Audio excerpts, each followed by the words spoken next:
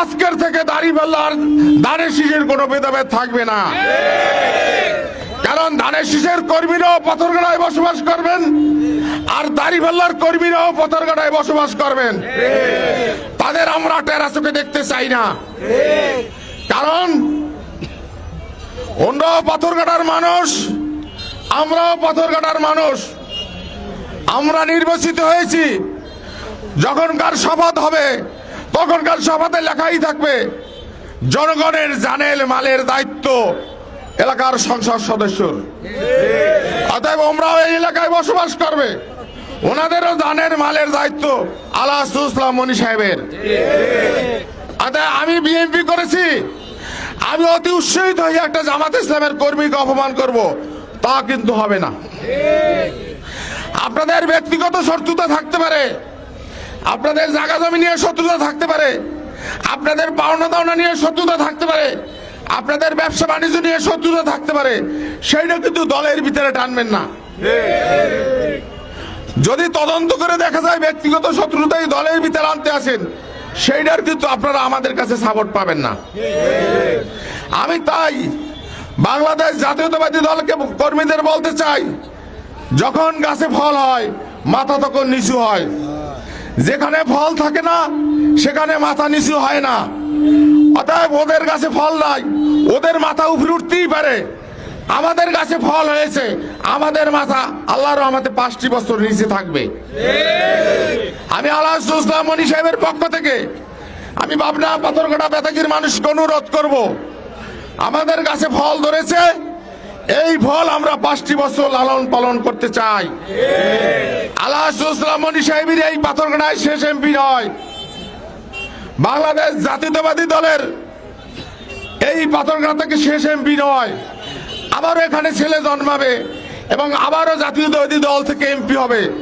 তা আমরা যদি আজকের ফল হওয়ার পরও ধৈর্যতা ধারণ না করি, আমরা কিন্তু ফল পেতে আবার কষ্ট হবে।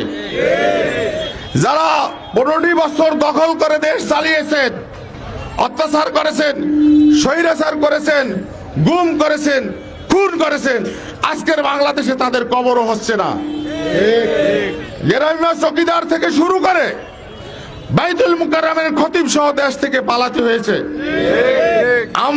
আমরা জাতীয়তাবাদী দল, শহীদ প্রেসিডেন্ট জিয়াউর রহমানের দল, খালেদা জিয়ার দল, আদর্শ তারেক রহমানের দল, আমরা এরকম পালাইতে চাই না।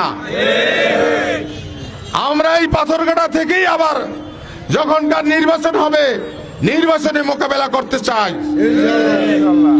আমরা যদি অন্যায় করি তাহলে কি আমরা এটা পারবো? আমরা নিজেরা শোধরাবো যে আমরা কোন দলের সাথে, কোন লোকের সাথে, মুরব্বীদের সাথে, বাপ্পার সাথে অন্যায় অত্যাচার আর বেদবি করব না।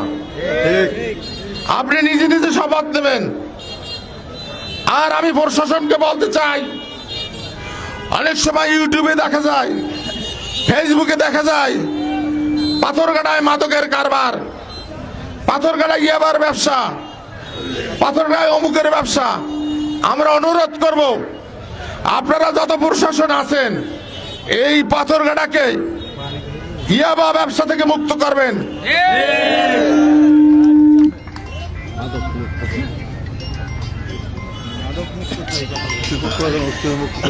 এবং গাঁজা মুক্ত করবেন, ইয়াবা মুক্ত করবেন। আপনারা দেখতে পারেন ইউটিউবে সার্চ নিয়ে, আগের যে এমপি ছিল শওকত হাসানুর রহমান রিমন সাহেব, টুপি ছিল, পাগড়ি ছিল, পাজামা ছিল, পাঞ্জাবি ছিল, কিন্তু এস বাংলার ব্যবসার সাথে জড়িত ছিল।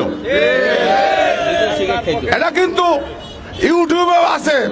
একজন মেজর বলেছে, 200 সাবেক সেনারা বলেছেন যে কে কে ইয়াবা ব্যবসার সাথে এবং মাদক ব্যবসার সাথে এবং চোরা কারবারি ব্যবসার সাথে জড়িত আছে।